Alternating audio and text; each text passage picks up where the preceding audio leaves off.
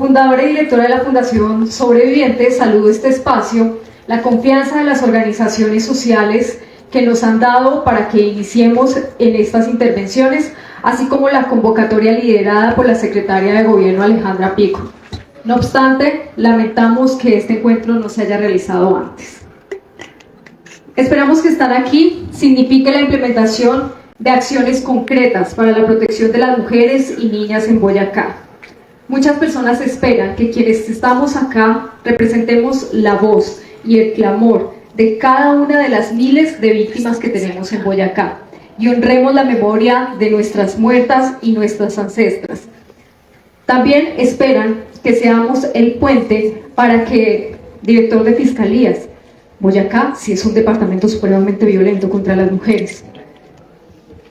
Y este fue el año más violento para las mujeres y las niñas en esta región. Y esperamos que esto no se repita. No podemos quedarnos con el dolor de no haber hecho lo suficiente, porque aquí todas, todos somos responsables. Es fundamental recordar el dolor del año pasado para dimensionar la problemática que nos convoca. Y acá quiero hacer un paréntesis, y es que nosotras teníamos registro de 19 feminicidios y hoy con gran dolor recibimos la noticia de la Fiscalía de 25 casos. Esto dobla, triplica los casos ocurridos en 2023, que para nosotras fueron 7. Y además preocupa que entre las víctimas haya 3 niñas asesinadas. No solo es el caso de Sarita, no solo es el primer caso de este año, también es una bebé de 13 meses en Paipa, por dar un ejemplo. A noviembre de 2024 se reportaron, según los datos recaudados por la Fundación, 5.457 denuncias por violencias basadas en género, un aumento del 34% respecto al mismo periodo de 2023, que registraba 4.071 casos. Sin embargo, estas cifras no han sido acompañadas por una acción institucional suficiente, evidenciada en un bajo número de salas situacionales del mecanismo articulador. Además, desde la Fundación Sobreviviente hemos caracterizado 14 casos de feminicidio, 4 que ocurrieron en Sogamoso, de los cuales 3, incluido el de Sarita, tenían antecedentes de violencia. Luego fallamos. Otros 3 casos en Toca, Zetaquira y Arcabuco también registraban denuncias previas de las víctimas. Al menos la mitad de estos casos no han sido tipificados como feminicidios de acuerdo con los derechos de petición que remitimos, pues a noviembre del año pasado solamente estaban 7 dentro de las estadísticas, lo que reafirma que el subregistro que hemos denunciado reiterativamente es un hecho. Y hoy las cifras que hemos visto de parte de la institucionalidad dicen lo mismo. 9 menores además quedaron huérfanos tras estos feminicidios, y esta es una situación que preocupa mucho a Sobreviviente, y para el ICBF nuestro mensaje es que estamos ahí también para acompañar los procesos con estas personas que también son víctimas. No solo se trata de contar cifras, hablamos de vidas truncadas, de niños, niñas y adolescentes que hoy están sin madres. Es urgente que este Consejo de Seguridad no solo se repita, y doctora Alejandra, mi sugerencia desde acá, desde la Fundación, es que sea trimestral, dada la gravedad de esta situación, y que también se realice en municipios como Sogamoso, donde se registran los mayores índices de violencia de género, ya que en respuesta a derechos de petición que hemos interpuesto, ustedes nos han indicado que los municipios son los primeros respondientes en la atención de estos casos. No obstante, hemos encontrado serias fallas en la atención y en la implementación de las medidas de protección, y aquí hay una corresponsabilidad de cada una de las personas e instituciones que se encuentran presentes. De igual manera, varios municipios han manifestado la falta de acompañamiento necesario para la activación de protocolos, y aquí quiero decir que las cifras que ustedes nos han mostrado, como lo decía nuestra compañera Kimberly hace un momento, evidencia que cerca del 90% de los municipios han estado sin este acompañamiento. En este sentido, hacemos un llamado a las autoridades presentes para asumir su corresponsabilidad y garantizar acciones efectivas. Adicionalmente, queremos que se preste mayor atención a algunos grupos poblacionales que han sido gravemente afectados. Entre 2024 y 2023, 2 mujeres habitantes de la calle fueron asesinadas. La Gobernación nos ha informado a través de respuesta de derecho de petición que hay atención en salud para esta población, pero se requiere ajustes de protocolos en seguridad y un enfoque de género en la política pública para esta población, que quedó contemplada en el Plan de Desarrollo Departamental. Como lo decíamos anteriormente, 2024 fueron asesinadas 3 niñas, ya que contamos a Sara dentro de la estadística de cierre de este año, y en 2025 ya se registra el primer feminicidio de una menor. En feminicidios recientes, además, se han afectado a adultas mayores, mujeres trabajadoras sexuales y mujeres en ruralidad que deben ser incluidas en mayor medida y con mayor eficacia. Yo les voy a pedir un poco de tiempo adicional y les voy a decir por qué. La Fundación hace cerca de 15-20 días, cuando nos fue notificada la citación a este Consejo de Seguridad, inició un proceso de caracterización con mujeres del departamento de Boyacá con el fin de tener percepciones reales de cómo consideran que está la situación en cada uno de sus municipios. Para ello, queremos presentar a nuestra asesora profesional, Paula Flechas, quien se encuentra en la Fundación Sobreviviente como analista de datos, políticas públicas, entre otros, y pues va a exponer los resultados de esto. Como les decimos, esto es un ejercicio real para conocer efectivamente qué piensan las mujeres del territorio boyacense respecto a aspectos de seguridad. Paula. Importante tener en cuenta, y aquí hay varias cosas, por eso les pedimos mucha paciencia con el tema del tiempo, porque estamos hablando de 438 voces que precisamente nos dieron su confianza, y acá tenemos no solamente como perspectivas desde la seguridad, sino también propuestas de la comunidad, por eso reitero la paciencia con el tiempo. Importante tener en cuenta, la mayoría de mujeres fueron mujeres cisgénero, sin embargo tuvimos una gran sorpresa que también nos abre un poco la perspectiva, y es la confusión sobre qué es ser mujer cisgénero. Y ahí que también es un llamado muy importante a los procesos pedagógicos y educativos más allá de la sensibilización para conocer las perspectivas de género. Provincias, tuvimos afortunadamente respuesta de 10 de las 13 provincias del departamento, era pues de suponer que efectivamente tuviéramos más respuesta de la zona centro, pero importante también la participación de Sugamux y Tundá. Siguiente, por favor. Ahora bien, acá ya lo grueso de la temática. ¿Sientes que tu municipio es seguro para las mujeres? 74% nos dijeron no. No es una sorpresa. Sin embargo, y como vamos a ver por favor en la siguiente diapositiva, nos llama acá la atención algo, y es que esperábamos que de estas 438 mujeres nos dijeran que el lugar más inseguro era su hogar. Sin embargo, como ustedes pueden ver, el 78% nos comentaban que si consideran que es más inseguro las calles y el espacio público. Y sí, tenemos más de 6.000 mujeres en el departamento, somos más de 6.000 mujeres en el departamento. Querría decir que significativamente y estadísticamente hablando tendríamos que tener aproximadamente 600 respuestas. Nos acercamos un montón, más de 438. Lo que implica que esta estadística nos permite tomar decisiones políticas en el marco de qué estamos haciendo también para generar acciones en el espacio público. En hogar y familia 19%, trabajo-estudio 3%. Otros dos entornos muy importantes, pero que si nos damos cuenta y que agradecemos la respuesta institucional que se ha tenido, sí es significativo empezar a tomar otras decisiones en otros espacios. La siguiente, por favor. ¿Has vivido, conoces a alguien que haya vivido situaciones de violencia de género en los últimos 6 meses? Sí, 61%. No, curiosamente, un 39%. En un departamento donde tenemos cifras tan significativas, ¿no? Siguiente, por favor. ¿Qué tipo de violencia es más común? Y aquí quiero ser reiterativa con las respuestas que de nuevo agradecemos a las entidades. Nos decía la Fiscalía, entorno familiar, ¿cierto? Y CBF también, entorno familiar. Pero recordando efectivamente, por ejemplo, la respuesta del sector salud y lo que reporta y vigila por lo general, el tipo de violencia que más se notifica es la violencia física, ¿cierto? Seguido de la violencia sexual. Y CBF también, si no recuerdo, si no estoy mal, sin reporte a nivel nacional como principal forma de violencia contra niños y adolescentes, violencia sexual, segunda, omisión, negligencia, y de tercera, la violencia psicológica. Sin embargo, para Boyacá es bastante preocupante identificar que de esas 438 mujeres, 260 nos dicen violencia psicológica. Este dato también nos permite tomar decisiones políticas con relación a qué estamos haciendo en acciones tanto preventivas como de atención integral. Por lo general, se tiende a pensar, no, lo que más se está presentando es la violencia física, pero no, estamos recordando acá también situaciones donde 23 personas participantes, la mayoría de ellas mujeres cisgénero, nos dicen, ojo porque también tenemos la violencia vicaria, que aunque es un tipo de violencia que no tenemos aún una normativa legal vigente que nos diga tenemos que prestarle atención, o que se notifique, por ejemplo, el sector salud, justicia y protección, pues de igual manera es de vital importancia empezar a ponerle esta lupa sobre este tipo de violencia que también es un flagelo en el departamento de Boyacá. La siguiente, por favor.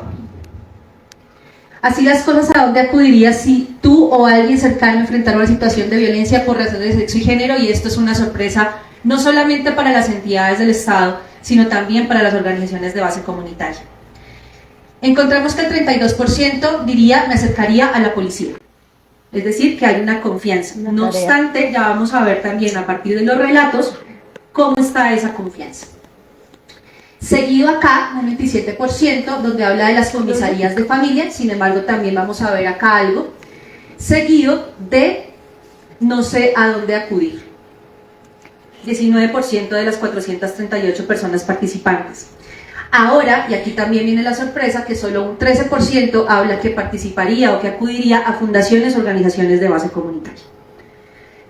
Por favor, le das clic. Voy a permitirme de manera atrevida leer de manera textual algunas aportaciones de esos participantes. Ya que no se tiene garantía y no se toma la real importancia del tema, no existe un verdadero compromiso y estamos en peligro. Siguiente. A veces se llama a la policía y ni contesta. Siguiente. Acudí a comisaría de familia y considero que no dieron una adecuada solución. Siguiente. Perdón por esto. Por lo extenso. Lamentablemente no existe ningún apoyo por parte de las instituciones. He tenido que llamar y siempre es completamente nulo.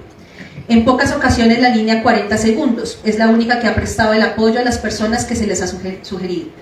Porque esa 155 definitivamente mala, muy mala, para realizar la activación de ruta por violencia contra las mujeres. Así las cosas, precisamente es un llamado de atención porque puede que tengamos unas rutas de atención bastante claras, no solamente a nivel departamental, sino en la mayoría de los territorios. Recordemos, Tunja, Vitama, Sogamoso tiene actualizadas sus rutas de atención, están en proceso, pero otros territorios aún desconocen cómo formular sus propias rutas de atención, lo que implica también importancia que para formular una ruta de atención, y esto es un eje central de las propuestas de estas 438 mujeres, es significativo también tener en cuenta cómo son las voces de las comunidades, cómo conocen las rutas de atención. De ahí tan importante efectivamente también que en los procesos de educación se hable de cómo cómo se forma la ruta, yo cómo camino sobre la ruta, porque una cosa es que yo camine sobre la ruta siendo una mujer adulta, con un posgrado, con todo un proceso ya económico, con una estabilidad económica, y otra cosa es que yo soy una mujer rural, que de igual manera aporto significativamente al desarrollo sostenible de mi región con lo que hago, pero que no tengo acceso a internet. La siguiente, por favor. ¿Qué crees que se necesita para mejorar la seguridad y protección?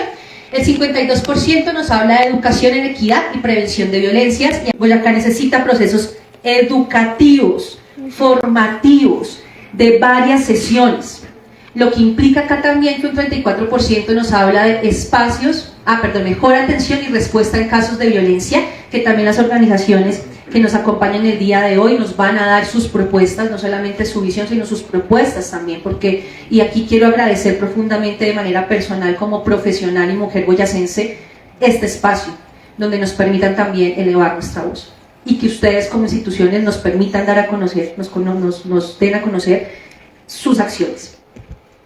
Importante acá tener en cuenta, por ejemplo, más patrullaje y presencia de autoridades, un 9%, pero acá yo también me hacía la duda, y con lo que comentaba precisamente de la METUN, muchas gracias, y de la de hoy, con el número tan significativo de medidas de protección, muchas veces se tiende a pensar, y la población en general tiende a pensar que necesita un policía en cada puerta de la casa, y eso es operativamente imposible.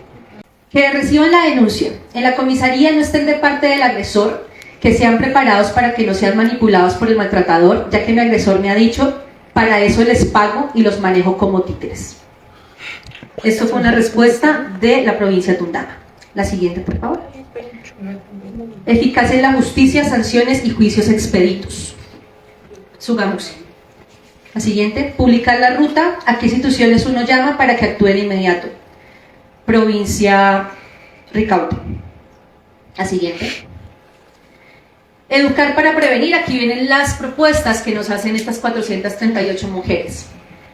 Y aquí hablamos, las personas se dedican a trabajar, no van a ir a capacitarse ni a leer sobre estos temas. La gente necesita que la información les llegue a su trabajo o a su casa. No existe organización pública ni privada que tenga este alcance porque no hay un equipo de trabajo capacitado para hacerlo. La sociedad y las mujeres lo necesitamos. También nos hablan de disminuir la desigualdad económica. Así las cosas, importante tener en cuenta que la propuesta está muy enmarcada en, como ustedes lo ven, menos sensibilización, más educación, donde se tenga clara la perspectiva de género, y aquí queremos hacer una gran claridad. La perspectiva de género no es que se incluyan a más mujeres. La perspectiva de género es donde tenemos claridad sobre las particularidades de lo que significa en nuestro territorio ser hombre y ser mujer. De ahí un llamado muy significativo, y de nuevo agradecemos, y respetando la autonomía que tienen las entidades de la Gobernación de Boyacá, las pertinentes secretarías, así como ICBF, METUN, DEVOY y demás entidades, tienen una autonomía en el marco de cómo manejan efectivamente el presupuesto. Eso está marcado en un plan de desarrollo, ¿cierto? Sin embargo, lo que más hemos visto es que las acciones están muy enmarcadas en sensibilización. Sensibilización hacia las mujeres. Y esto está bien, claro, está muy bien. Los hombres. Pero ¿en qué momento se están incluyendo con las particularidades de lo que significa ser hombre en Boyacá? Y que, ojo, no es lo mismo ser hombre en Tunja, a ser hombre en Miraflores, a ser hombre de Puerto Boyacá. ¿Cómo se están incluyendo a los hombres en los procesos pedagógicos, no de sensibilización?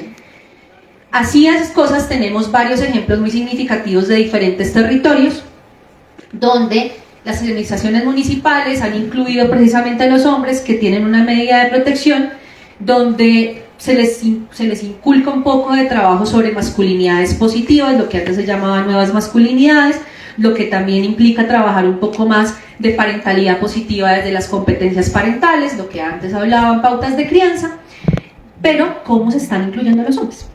Hombres de todas las edades, ¿no? Me parece muy significativo y aplaudo mucho la nueva propuesta, donde también se incluye desde la primera infancia. Aquí ven una de las propuestas, amor propio desde la primera infancia, y es cómo se incluye también el que los hombres conozcan qué significa ser mujer, y para eso hay experiencias muy exitosas en países con características similares al colombiano, por ejemplo en Uganda, donde se habla efectivamente que los chicos y las chicas deben conocer cómo funciona, por ejemplo, el tema de gestión menstrual. ¿Qué significa un periodo menstrual? ¿Cómo se gestiona? No hablamos de higiene, sino gestión menstrual. Cómo los hombres también conocen el manejo de las emociones. La salud mental también es hablar de emociones, pero no solamente cómo tienes derecho a llorar, porque no es llorar solamente, es efectivamente cómo los hombres gestionan la salud mental y cómo efectivamente estamos incluyéndolos en los procesos. Yo recuerdo en algún momento en mi experiencia profesional, un alcalde que se sentó efectivamente, alcalde de Boyacá, que se sentó efectivamente con los hombres que tenían medidas de protección recurrentes, ¿cierto? Y aquí es importante aclarar, el consumo de alcohol no es un detonante de la violencia. Que lo podamos tomar como una estadística, sí. No obstante, no es lo que detona. Porque hay muchos casos de violencia donde no hubo consumo de absolutamente nada. Lo que implica entonces que este alcalde dijo, listo, pero si estos personajes sí están tomando cervecita y esto efectivamente nos está incluyendo, obviamente, incrementando la violencia, yo me voy a sentar con estos señores a que aprendan a consumir alcohol. Y recordemos, Secretaría de Salud de Boyacá, ustedes tienen una estrategia fabulosa, que esto es a nivel nacional, pactos por la vida. Saber vivir, saber beber, las 7C. Y uno de ellos es efectivamente la cantidad y aprender a consumir. ¿Boyacá es uno de los departamentos que más consume alcohol? Sí, pero eso no nos hace más violento. Nos hace más violento otras muchas cosas. Pero si queremos empezar por ahí, ¿cómo estamos incluyendo a los hombres? La siguiente, por favor. Fortalecer la respuesta. Por lo general, y lo que siempre se tiende a la fortalecer la respuesta institucional. Aquí, y de acuerdo a lo que nos dijeron esas 13 mujeres, solo 13 mujeres, el 13%, perdón, y asistiría a una fundación o organización de base social, precisamente es fortalecer la respuesta en temas tanto de evitar la revictimización, ¿cierto? Como que se tengan unas pautas adecuadas al momento del reporte, como de la denuncia, porque es que resulta que en Boyacá aún estamos hablando que la población va a la comisaría de familia a denunciar. Y eso ya es una barrera en temas de lenguaje, porque uno va a la comisaría de familia a reportar, es la comisaria o el comisario el que denuncia el caso. Pero entonces a la gente le da pavor. Entonces, si desde la institucionalidad y desde las organizaciones empezamos a cambiar un poco también el término para que aumente esa confianza, pues posiblemente las cosas puedan cambiar un poco, no es la respuesta definitiva. Importante también tener acá que las mujeres nos decían, oh, por favor, la intersectorialidad, que hablen el mismo lenguaje. Hablemos el mismo lenguaje en sector salud, en sector protección y en sector justicia. Que no me revictimice volviéndome a preguntar, y esto es un discurso que con todo respeto en mi carrera profesional y lo que llevo en Boyacá, yo empecé a trabajar lo que en el 2002, y es la hora que todavía hacemos el llamado de, por favor, dejen de revictimizar y dejen de volver a preguntar qué fue lo que pasó. Boyacá en el año 2020 firmó un pacto, alcaldía y gobernación, donde se habló de cero revictimización, donde a través de un trabajo que se hizo con el Instituto Nacional de Medicina Legal, el doctor Álvaro, ICBF, Fiscalía General de la Nación, la Administración Municipal, municipal y departamental, se sentaron de manera muy juiciosa a generar la entrevista del primer conocedor. Y es algo que Tunja ahí va trabajándole, porque es difícil modificar los protocolos. Además que sería muy atrevido de nuestra parte como organizaciones de base comunitaria meternos al rancho de la administración y decirles cómo hacer el mercado en la casa, pero sí podemos sugerirles. Ojo, porque es que Boyacá tiene muchas experiencias muy exitosas y las dejamos de lado por temas politiqueros, perdón el término que estoy usando, o un color diferente. Entonces, si fue esta la administración, yo no lo vuelvo a usar, porque entonces ¿para qué? Pues que resulta que estamos hablando de la misma administración, es el mismo partido. Así las cosas, también que nos están diciendo, generar la capacitación constante de funcionarios de los sectores, y aquí incluyen algo muy importante, incluir al sector educación con atención diferencial y enfoque de género. Aquí es importante tener en cuenta algo que personalmente me llama la atención y que es un llamado, una sugerencia muy respetuosa al mecanismo articulador del departamento, y es que desde el comité tanto de atención como de acceso a la justicia se garantice que todas las entidades dentro de sus planes internos de capacitación tengan el enfoque de género. Pero tenemos que tener aquí algo muy en cuenta, y esto es un llamado a las organizaciones de base comunitaria, y es que muchas de las entidades responden al lineamiento nacional. Yo no le puedo pedir a la directora del ICBF que modifique de hoy para allá su plan interno de capacitación, porque es que esto viene desde tanto la Subdirección de Restablecimiento de Derechos como de la Coordinación de Autoridades Administrativas y de toda la Dirección de Protección. Así las cosas, pero sí cómo se incluye. Departamento de Boyacá en el tema de policía, tanto Metún como de hoy, Fiscalía, igual tienen sus planes internos de capacitación y responden a línea nacional. Entonces es un llamado al principio de realidad, que no es de un día para otro que se modifican las cosas. No obstante, sí es un llamado muy significativo a las acciones, sobre todo, por ejemplo, de la gobernación de Boyacá, y es cómo la gobernación está dejando capacidad instalada en los 123 municipios. Porque sabemos que no hay tanto presupuesto para que la gobernación, desde la Secretaría de Gobierno como desde la Secretaría de Integración, llegue a los 123. Es humanamente imposible. Lo digo por experiencia propia. Yo tenía que hacer 30 municipios al mes y era un trabajo arduo. Para dejar capacidad instalada se requiere no solamente la asistencia técnica, sino también dejar los equipos. Lo que implica que se está haciendo, ustedes lo mostraron, 9 comisarías de familia con nuevos equipos. Súper. En algún momento lo pensábamos, ¿por qué no generar a través de, por ejemplo, el observatorio que está en plan de desarrollo, la posibilidad que los 123 comisarías de familia, o más bien, las comisarías de los 123 municipios, porque sabemos que hay algunas que tienen hasta 6 como Tunja, Duitama, Sogamoso tiene varias, pero que tengan la posibilidad de una línea para asesoría constante de manejo de la normativa en temas de casos de violencia por razones de sexo y género? A veces uno dice, no, pues es que se la deben saber porque son profesionales. Yo soy psicóloga, pero yo no me sé desde CM5 a la pie de la letra. Yo tengo que consultarlo de vez en cuando. Cualquier profesional tiene la posibilidad de preguntarle a su colega, venga, tengo este caso, ¿qué normativa puedo aplicar? Y eso sería algo muy significativo y que se propuso hace mucho tiempo, y todavía yo sé que es difícil por temas presupuestales, porque se requiere también que efectivamente haya un talento humano capacitado para dar esta asistencia técnica, porque no es que su merced es abogado, entonces su merced puede dar la asistencia, no, tiene que tener el proceso.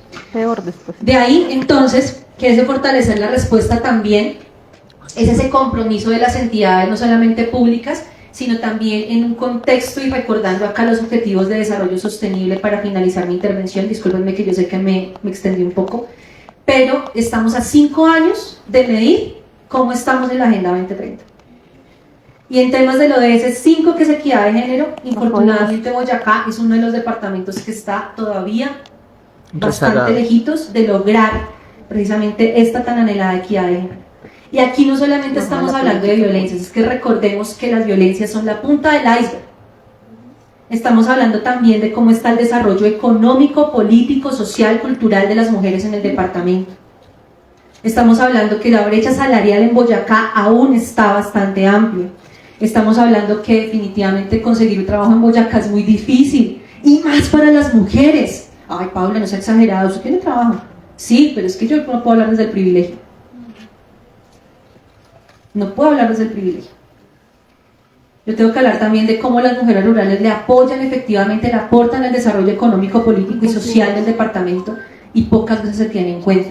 Tenemos que hablar también que hay un COMPES nacional de violencias contra las mujeres y violencias por razones de sexo y género, donde nos invita a implementar protocolos que sean bastante claros para llegar a las mujeres rurales.